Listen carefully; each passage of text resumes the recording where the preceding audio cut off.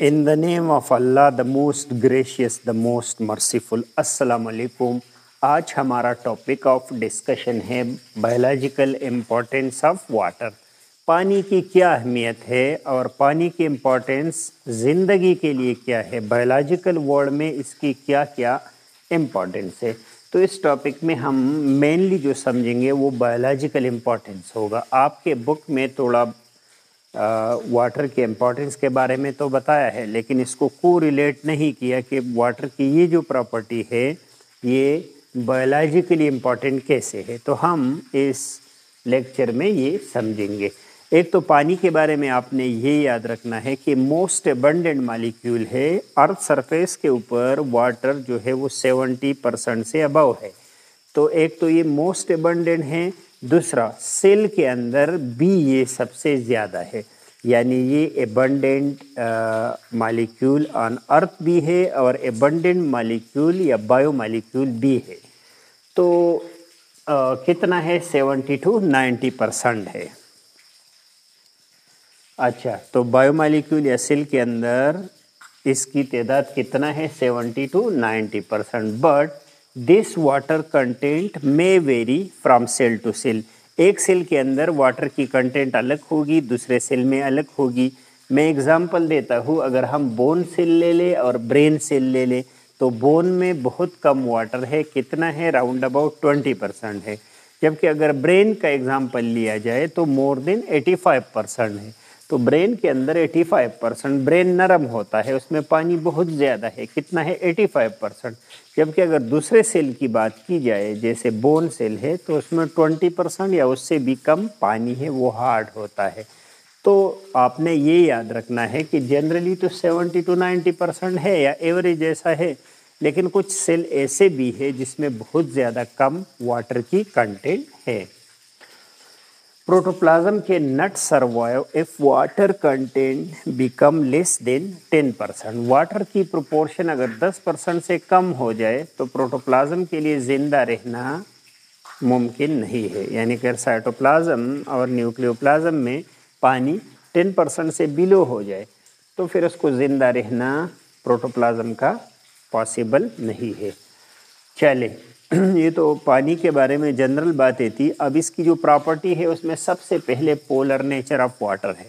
Water के अंदर क्या है, इसका नेचर क्या है। अगर इस स्ट्रक्चर को आप देखें तो अगर ये वाटर मॉलिक्यूल है, वाटर में ऑक्सीजन है और 2 हाइड्रोजन है, तो इसमें पोलैरिटी है। पोलैरिटी क्या है, अनइवन डिस्ट्रीब्यूशन ऑफ चार्जेस, यानी यहाँ पे और यहाँ पे चार्जेस के डिस्ट्रीब्यूशन में फ़र्क है, जिसकी वजह से क्या है कि ऑक्सीजन के ऊपर पार्शल नेगेटिव चार्ज है, हम कहते हैं ये मोर इलेक्ट्रोनेगेटिव है, जबकि हाइड्रोजन के ऊपर पार्शल पॉजिटिव चार्ज है।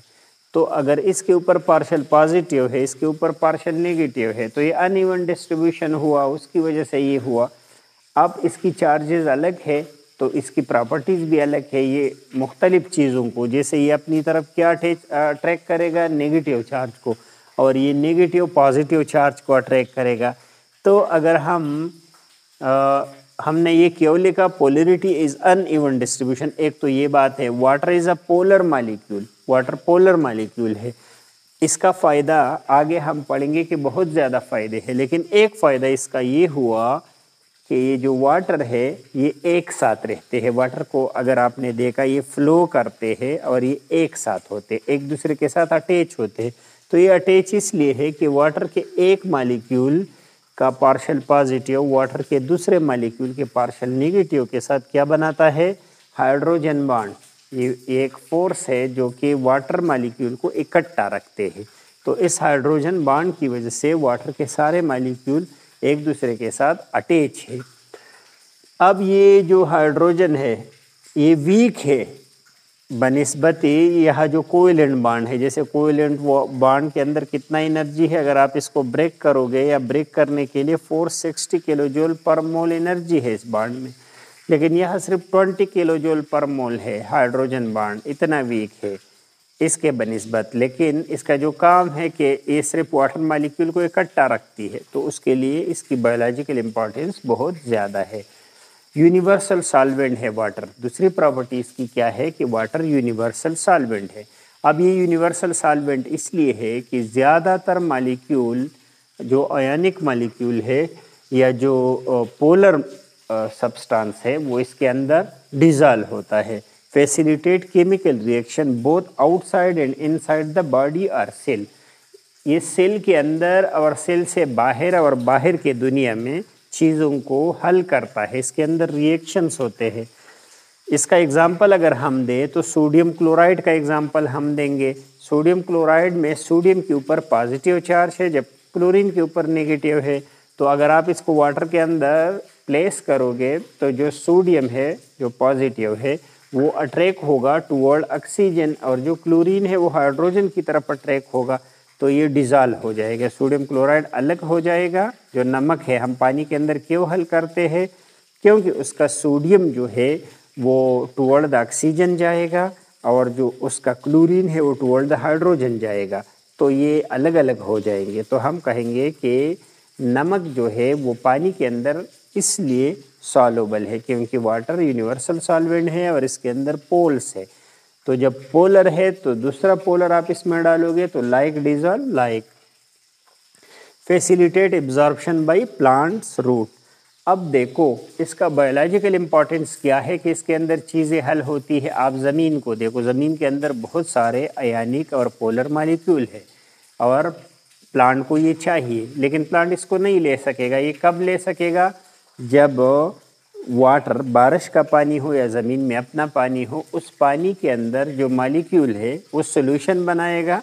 वो जितने भी आयनिक मॉलिक्यूल है जब सॉल्यूशन बनाएगा तो जाइलम के थ्रू ये पानी ऊपर जाएगा और अपने साथ क्या लेके जाएगा, ये साल्ट। ये प्लांट को जो चीज़ें चाहिए वो सॉल्युबल फॉर्म में इसके अंदर जाएगा। तो प्लांट एब्जॉर्प्शन इसलिए कर सकता है कि या हमारे बॉडी के अंदर जो डिस्ट्रीब्यूशन होता है चीज़ों का, तो ये क्यों होता है, क्योंकि इसके अंदर सॉल्युबल है।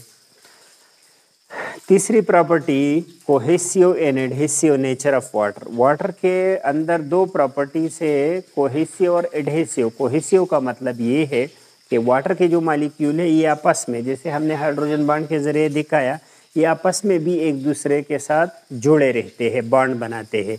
इसी को हम कोहेजन कहते हैं, कोहेसिव फोर्स। जबकि ये वाटर मॉलिक्यूल जिस कंटेनर में, जिस बर्तन में, जिस ग्लास में पड़े होते हैं उसके साथ भी बॉन्ड बनाता है, तो उसी को हम कहते हैं एडहेजन या एडहेसिव फोर्स। अब कोहेसिव और एडहेसिव प्रॉपर्टी का फ़ायदा क्या हुआ बायोलॉजिकल वर्ल्ड में, तो पहला water rise 100 metre above the ground, like for example in redwood tree. एक टालिस प्लांट है जिसका नाम है रेडवुड ट्री, तो वो कितना लंबा होता है, 100 मीटर तक, यानी 300 फीट। 100 मीटर बहुत ज़्यादा होता है। अब पानी जब ज़मीन से लेके वहाँ तक उसके एरियर पार्ट तक पहुँचता है, कोई मोटर, कोई पंप, कोई मशीन इसके अंदर नहीं है, फिर भी पानी ज़मीन से लेके ऊपर तक पहुँचता है। ये कैपिलरी रिएक्शन के थ्रू होता है क्योंकि पानी में कोहेजन और एडहेजन है। तो जो जाइलम है उसके मॉलिक्यूल के साथ ये एडहेसिव पोर्स बनाता है और आपस में कोहेसिव, तो ये ऊपर उस तंग बारीक नाली में पहुँच पाता है। तो एक तो फ़ायदा ये हुआ कि प्लांट में इतने ऊपर तक पानी जो पहुंचता है वो क्यों, वो कोहेसिव और एडहेसिव फोर्स की वजह से।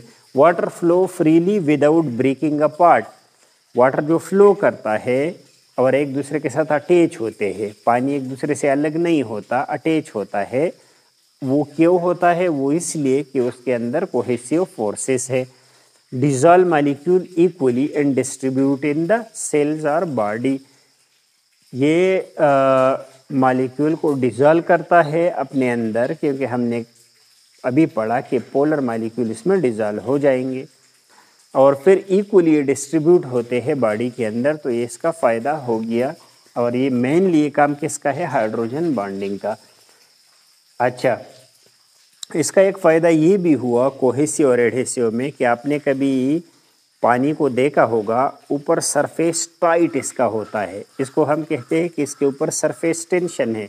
ये सरफेस टेंशन इसलिए है कि वाटर के सरफेस के जो मॉलिक्यूल है वो नीचे की तरफ हाइड्रोजन बॉन्ड बनाते हैं। ऊपर तो और वाटर नहीं है, नीचे वाटर है, तो वो नीचे मॉलिक्यूल के साथ बॉन्ड बनाएगा, तो नीचे की तरफ वो फोर्स अप्लाई करेगा। यानी ये जो सरफेस के मॉलिक्यूल है वाटर के, ये जो नीचे मॉलिक्यूल है इसके साथ क्या बनाएगा, ऐसे बॉन्ड बनाएगा नीचे की तरफ, और ये जिस कंटेनर में पड़े हैं उसके साथ यहाँ बनाएगा, तो ये थोड़ा ऊपर की तरफ ऐसे जाने लगेगा और ये नीचे की तरफ, तो आपको एक टेंशन सा इसके सरफेस पे दिखाई देगा, उसको कहते हैं सरफेस टेंशन। तो सरफेस टेंशन वाटर का क्यों है, ड्यू टू हाइड्रोजन बॉन्डिंग। अच्छा, नेक्स्ट प्रॉपर्टीज की है high specific heat and high heat of vaporisation, यानी स्पेसिफिक हीट और हीट ऑफ वेपोराइजेशन जो है वो दोनों वाटर का बाकी मॉलिक्यूल से हाई है। अब उसके फ़ायदे भी बताते हैं, लेकिन पहले ये देखें कि स्पेसिफिक हीट या हीट कैपेसिटी क्या चीज़ है, इसको डिफाइन कैसे करेंगे।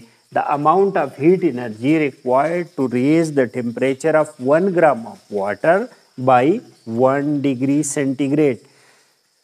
क्या डेफिनेशन है स्पेसिफिक हीट का, कि ये वो अमाउंट है हीट का जो 1 ग्राम वाटर का टेम्परेचर 1 डिग्री सेंटीग्रेड बढ़ाए। अब ये जो स्पेसिफिक हीट है ये बाकी लिक्विड से ज़्यादा है वाटर का, तो इसका फ़ायदा क्या हुआ, protect the organism from rapid temperature changes. अगर वाटर की ये प्रॉपर्टी ना होती और ये स्पेसिफिक हीट इसकी कम होती, कम स्पेसिफिक हीट का मतलब ये है कि इसका टेम्परेचर जल्दी चेंज होता, थोड़ा सा आप हीट देते तो इसका टेम्परेचर ज़्यादा हो जाता, ज़्यादा हीट देते तो और ज़्यादा हो जाता, तो उसका नुकसान क्या होता, उसका नुकसान ये होता कि चूँकि वाटर का मतलब ये हुआ कि ये टेम्परेचर या हीट को रिटेन करता है, अपने अंदर रखता है, ऐसे जल्दी ये ठंडा और जल्दी गर्म नहीं होता, ये ज़्यादा हीट को एब्जॉर्ब करेगा। तो फ़ायदा ये हो जाएगा कि लिविंग ऑर्गेनिज्म के अंदर पानी का ज़्यादा हिस्सा है, तो अगर लिविंग ऑर्गेनिज्म थोड़ा सा सूरज में एक्सपोज हो जाता और इसकी प्रॉपर्टी अगर ये होती कि स्पेसिफिक हीट इसका कम होता, तो ये तो फ़ौरन इसका टेम्परेचर बढ़ जाता और बॉयल हो जाता और लिविंग ऑर्गेनिज्म मर जाता। लेकिन वाटर का ऐसा नहीं है, इसको आप रखो तो ये काफ़ी टाइम लेगा, बहुत ज़्यादा हीट एब्जॉर्ब करेगा, फिर इसका टेम्परेचर रेस हो जाएगा बॉइलिंग की तरफ। तो फ़ायदा ये हुआ कि ऑर्गेनिज्म का जो इंटरनल एनवायरनमेंट है या जो होम्योस्टेसिस है या जो टेम्परेचर है ये कौन बरकरार रखता है, ये वाटर। वाटर इसको थर्मो रेगुलेट करता है, एक फ़ायदा ऑर्गेनिज्म के लिए इसका ये हुआ। दूसरा, high heat of vaporization. Heat of vaporization क्या है, the amount of heat required to convert 1 gram of water into vapour from its boiling point. अगर बॉइलिंग पॉइंट पे वाटर है तो ये अभी वेपर में चेंज होगा, तो उसी जगह पे 1 ग्राम वाटर के लिए जितना हीट चाहिए वो हीट ऑफ वेपोराइजेशन है। तो वाटर के लिए ज़्यादा चाहिए, बाकी जैसे पेट्रोल है तो उसको थोड़ा सा चाहिए, जल्दी वो बॉयल होगा और जल्दी वेपोराइज होगा। लेकिन पानी के लिए ज़्यादा हीट ऑफ वेपोराइजेशन चाहिए होगा, तो उसका फ़ायदा ये होगा कि जब आप स्वेटिंग करते हो या लिविंग ऑर्गेनिज्म स्वेटिंग करता है, तो हम कहते हैं कि स्वेटिंग के बाद कूलिंग काज होता है। तो कूलिंग क्यों काज होता है, क्योंकि ये जो सरफेस पे अभी स्वेट है या जो ये पसीना है, इस पसीने के लिए ज़्यादा हीट चाहिए ताकि ये बॉयल हो जाए। तो जब ये ज़्यादा हीट एब्जॉर्ब करता है और स्किन के सरफेस से निकलता है तो पीछे क्या छोड़ता है, कम हीट। ज़्यादा हीट ये लेके जाता है तो पीछे ये कूलिंग काज करता है। इसी तरह ये प्लांट में ट्रांसपायरेशन या वेपोराइजेशन जो होता है तो वो भी कूलिंग काज करता है। तो कभी आप सूरज में देखें कि जो ट्रीज है, दरख्त है, वो बिल्कुल सही है, वो इसलिए सही है कि वो ट्रांसपिरेशन करते हैं और पीछे जो प्लांट है उसका टेम्परेचर नॉर्मल होता है और वो ख़राब नहीं हो जाता और वो हमेशा क्या होता है, कूल होता है। तो हम कहते हैं कि ट्रांसपायरेशन काजिज कूलिंग, वो इसलिए कहते हैं, या वेपोराइजेशन काजिंग कूलिंग। और इसका लिविंग ऑर्गेनिज्म के लिए यही फ़ायदा हुआ कि टेम्परेचर मेंटेन हो जाएगा। तो इसका फ़ायदा बायोलॉजिकल क्या है, organism gate red excess heat through sweating and transpiration. जो एक्सेस हीट है बॉडी के अंदर वो ट्रांसपायरेशन और स्वेटिंग के ज़रिए निकल जाएगा। नेक्स्ट प्रॉपर्टी जो है, अच्छा, ये हाई स्पेसिफिक हीट और high heat of vaporisation again hydrogen bonding की वजह से है, क्योंकि इसमें हाइड्रोजन बॉन्डिंग है जिसकी वजह से और ज़्यादा इसको हीट चाहिए। लिखा है कि अगर ये हाइड्रोजन बॉन्ड ना होता तो वाटर -80 डिग्री सेंटीग्रेड पे बॉयल होता और -100 पे फ्रीज होता, तो फिर तो ज़िंदगी पॉसिबल ही नहीं थी कि -100 आप करते टेम्परेचर इतना कम करते तो ये क्या हो जाता, ये फ्रीज होता। और अगर थोड़ा सा आप हीट को बढ़ाते, टेम्परेचर को बढ़ाते और -80 तक ले आते तो सारा वाटर बॉयल हो जाता। तो अभी जो टेम्परेचर है इस पे तो वाटर ही नहीं होता, ये सारा वेपर हो जाता। तो लिविंग बॉडी के लिए या बायोलॉजिकल वर्ल्ड के लिए इन प्रॉपर्टीज़ की अहमियत है।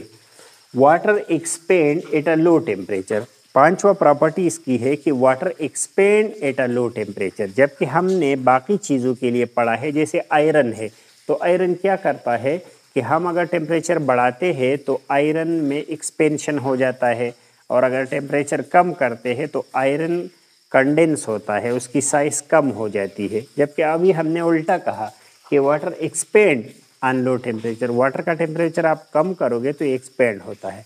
ये सारे टेम्परेचर के लिए नहीं होता, जैसे 100 से आप टेम्परेचर को बिलो करो तो करते रहो तो ये क्या होगा, ये एक्सपेंड नहीं होगा।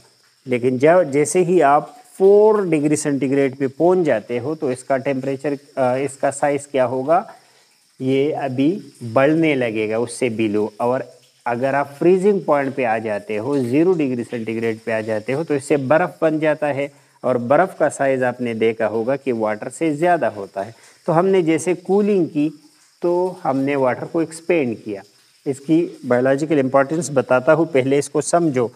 वॉल्यूम से रिलेट करो, वॉल्यूम या साइज़ जितना ये स्पेस ऑक्युपाई करता है। तो हमने बाकी चीज़ों के लिए देखा कि volume is inversely proportional to cooling. आप कूलिंग करते हो तो वॉल्यूम कम होता है, जैसे मैंने आयरन का बताया, but water expand below 4 degree centigrade. लेकिन वाटर ने उल्टा किया, बर्फ़ को जहन में रखो, आपने 4 डिग्री सेंटीग्रेड से बिलो किया और फ्रीजिंग पे आ गए तो वाटर एक्सपेंड हुआ। Water has minimum volume and maximum density of 1 at 4 degree centigrade. 4 degree centigrade पे वाटर का मिनिमम वॉल्यूम होता है, इससे नीचे फिर ये एक्सपेंड होना शुरू होता है। और जब वॉल्यूम कम होता है तो डेंसिटी ज़्यादा होगा, तो 4 पे डेंसिटी सबसे ज़्यादा होगा जो 1 के बराबर होता है। द आइस लेयर, अच्छा इसका बायोलॉजिकल इम्पोर्टेंट क्या है, इसका बायोलॉजिकल इम्पोर्टेंस ऐसे समझो कि अगर एक पॉन्ड है या झील है, पानी कड़ा है और नीचे उसमें बहुत सारे ऑर्गेनिज्म है, फिश है, तो टेम्परेचर जब बहुत कूल होता है तो सरफेस का वाटर क्या हो जाएगा, सरफेस के वाटर पहले हीवी होगा, 4 पे हीवी होगा तो वो नीचे चला जाएगा, और जो ऊपर का है तो 4 से अगर टेम्परेचर बिलो होता है तो वो क्या होगा, एक्सपेंड होगा। जब एक्सपेंड होगा तो उसकी डेंसिटी कम होगी, जब डेंसिटी कम होगी तो ऊपर की तरफ आएगा। जब ऊपर आ जाएगा यानी बर्फ़ ऊपर आ जाएगा इस पॉन्ड में, तो ऊपर बर्फ़ बन जाएगा। अब ये बर्फ़ क्या काम करेगा, ये इंसुलेटर का काम करता है। पॉन्ड्स में जो नीचे पानी है वो पानी रहता है, तो उसमें लिविंग या बायोलॉजिकल वर्ल्ड ठीक ठाक रहता है। जबकि सरफेस का जो वाटर है इसने क्या बनाया, इसने आइस बनाया, और ये इंसुलेटर का काम करता है, और हीट जो है या कूलिंग जो है वो नीचे नहीं पहुंचता, और नीचे जो फिश वगैरह है उसकी ज़िंदगी महफूज रहती है। The ice layer at the surface act as an insulator to prevent the water below its from freezing. जो नीचे वाटर है बिलो इट है वो फ्रीजिंग से ये उसको बचाता है। तो ये वाटर जब एक्सपेंड करता है लो टेम्परेचर पे तो इसका फ़ायदा बायोलॉजिकल ये है। Ionization of water, ionization of water तो बहुत कम होता है, यानी 550 मिलियन मालिक्यूल जो वाटर है उसमें सिर्फ एक मालिक्यूल आयोनाइज होगा। ये किस चीज़ में आयोनाइज होगा, आप इसको देखो, हाइड्रोजन में और हाइड्रोक्सिल आयन में आयोनाइज होगा। अब इसका भी बायोलॉजिकल फ़ायदा है, बहुत सारे एंजाइम हैं जिसके कैटालाइजेशन या जो रिएक्शन वो करते हैं एंजाइम, उसकी एक्टिविटी के लिए ये हाइड्रोजन आयन चाहिए। आपने पढ़ा होगा इसको, हाइड्रोजन आयन उसके लिए चाहिए। तो जब हाइड्रोजन चाहिए या हाइड्रोक्सिल चाहिए तो ये कौन बायोलॉजिकल वर्ल्ड में देगा, ये वाटर ही देगा। लेकिन ऐसा नहीं है कि सारा वाटर मालिक्यूल आयोनाइज होगा, ये 550 मालिक्यूल में सिर्फ एक मालिक्यूल आयोनाइज हो जाता है, जिसकी इंपॉर्टेंस एंजाइम के लिए है। Act as a reactant and product, आपने हाइड्रोलिसिस रिएक्शन में पढ़ा कि वाटर एज अ रिएक्टेंट काम करता है, जबकि कंडेंसेशन में देखो, कंडेंसेशन में वाटर एज अ प्रोडक्ट के तौर पे आ गया। तो रिएक्टेंट का काम भी करता है और प्रोडक्ट का भी। हाइड्रोफोबिक एक्सक्लूजन, ये जो हाइड्रोफोबिक एक्सक्लूजन है, इसको ऐसा समझे कि वाटर के अंदर अगर आप ऑयल डालो तो ऑयल क्या करेगा, वो चूँकि हाइड्रोजन बॉन्डिंग है वाटर में बहुत ज़्यादा और ये क्या है, पोलर है, तो ऑयल क्या है, नॉन पोलर है, तो नॉन पोलर तो इसमें डिजॉल्व नहीं होगा, मिक्स नहीं होगा, तो ये नॉन पोलर मॉलिक्यूल को एक साइड पे करेगा और जो छोटे छोटे ऑयल के ड्रॉपलेट्स है वो आपस में एसोसिएशन बनाएगा और एक बड़ा पार्टिकल बनाएगा। तो ये अपने से जब ये दूर रखता है, ये पानी जो ऑयल को अपने से दूर रखता है, पानी के अंदर ऑयल डालो तो एक साइड पे रहेगा, सरफेस पे रहेगा, तो इसी को कहते हैं हाइड्रोफोबिक एक्सक्लूजन। अब इसका बायोलॉजिकल इंपॉर्टेंस क्या है, तो इसका बायोलॉजिकल इंपॉर्टेंस ये है कि ये क्या करता है, maintain the integrity of lipid bilayer in membrane. Membrane में जो लिपिड बायलेयर है, इसको ऐसा लिपिड की शक्ल में या लेयर की शक्ल में कौन रखता है, वाटर की हाइड्रोफोबिक प्रॉपर्टी। तो वाटर क्योंकि ऑयल की हाइड्रोफोबिक प्रॉपर्टी, क्योंकि ऑयल क्या है, हाइड्रोफोबिक, वो पानी से डरता है ऐसा कहो, तो एक साइड पे होके एक लेयर बनाता है, तो वो इंटीग्रिटी या उसके शेप को मेंटेन करता है, किसका, लिपिड बायलेयर का। आज हमने बायोलॉजिकल इंपॉर्टेंस ऑफ वाटर पढ़ा। वाटर की अहमियत से इनकार नामुमकिन है, वो बहुत ज़्यादा इम्पॉर्टेंट है और अर्थ सरफेस के ऊपर सबसे अबंडेंट मॉलिक्यूल वाटर है, जबकि लिविंग बॉडी के अंदर भी मोस्ट अबंडेंट बायोमॉलिक्यूल जो है वो वाटर है। उसकी कुछ प्रॉपर्टीज़ है, जैसे पोलर नेचर ऑफ वाटर है पानी का, तो पोलर नेचर से मतलब ये हुआ कि इसके ऊपर अनइवन डिस्ट्रीब्यूशन है और इसके पोल्स बने हुए हैं, तो ये पोलर मॉलिक्यूल को डिज़ोल्व करेगा, तो हम इसको फिर यूनिवर्सल सॉल्वेंट कहेंगे, क्योंकि ज़्यादातर चीज़ें वाटर में सॉल्युबल है। आप अक्सर देखते हो कि हम सोल्यूशन बनाने के लिए वाटर को यूज़ करते हैं, ताकि हमें पता है कि यूनिवर्सल सॉल्वेंट है। इसके दो प्रॉपर्टी, कोहेसिव और एडहेसिव प्रॉपर्टी से फोर्सेज है इसके अंदर, जिसका फ़ायदा ये है, कोहेसिव का माना ये है कि आपस में ये मॉलिक्यूल जो है बॉन्ड बनाता है, जबकि एडहेसिव ये कंटेनर के साथ अटैच होते हैं, तो उसकी वजह से एक तो पानी के सरफेस के ऊपर सरफेस टेंशन होता है, जो बहुत सारी जगहों पे जैसे लंग्स के अंदर ये सरफेस टेंशन बड़े काम की चीज़ है। दूसरा, इसका फ़ायदा ये हुआ कि पानी जो है वो कैपिलरी रिएक्शन के थ्रू ऊपर तक 300 मीटर तक ऊपर जाता है पानी, तो ये कोहेसिव और एडहेसिव फोर्सेस की वजह से। फिर हमने हाई स्पेसिफिक हीट और हीट ऑफ वेपोराइजेशन पढ़ा कि ये दोनों प्रॉपर्टीज़ जो है फिज़िकल प्रॉपर्टी वाटर की, ये ज़्यादा है बाकी लिक्विड से। इसका फ़ायदा ये हुआ कि इसकी वजह से जो ऑर्गेनिज्म है उसका इंटरनल एनवायरनमेंट या टेम्परेचर भी मेंटेन रहता है, और जो एक्स्ट्रा हीट है उससे ये अपने आप को छुटकारा दिलाते हैं इसके ज़रिए। फिर हमने water expand at a low temperature, जिसका बायोलॉजिकल वर्ल्ड को ये फ़ायदा है कि जब टेम्परेचर 4 से बिलो आता है तो एक्सपेंड होता है और सरफेस के ऊपर आ जाता है, क्योंकि डेंसिटी कम हो जाती है ये बर्फ़, और नीचे जो लेयर है या नीचे जो वाटर है उसके लिए इंसुलेटर का काम करते हैं। फिर ये रिएक्टेंट और प्रोडक्ट दोनों के तौर पे काम करता है, और ये हाइड्रोफोबिक एक्सक्लूजन के तौर पे काम करते हैं वाटर, जिसका फ़ायदा क्या है कि सेल मेम्ब्रेन के अंदर जो लिपिड है वो एक ख़ास शेप में और एक सरफेस में पड़े होते हैं, तो वो इस प्रॉपर्टी की वजह से। होप ये लेक्चर आपको समझ आ गया होगा। नेक्स्ट लेक्चर तक इजाज़त दीजिए। अल्लाह हाफिज़।